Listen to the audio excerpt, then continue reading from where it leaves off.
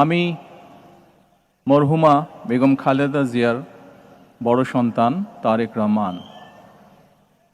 আমি আজকে এখানে উপস্থিত সকল ভাইয়েরা এবং বোনেরা যারা উপস্থিত আছেন, মরহুমা বেগম খালেদা জিয়া জীবিত থাকাকালীন অবস্থায় যদি আপনাদের কারো কাছ থেকে কোনো ঋণ নিয়ে থাকেন, দয়া করে আমার সাথে যোগাযোগ করবেন, আমি সেটি পরিশোধের ব্যবস্থা করব ইনশাআল্লাহ।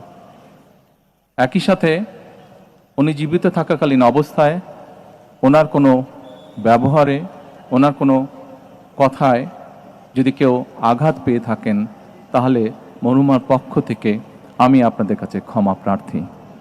দোয়া করবেন আল্লাহ তাআলা যাতে ওনাকে বেহেশত দান করেন। আসসালামু আলাইকুম।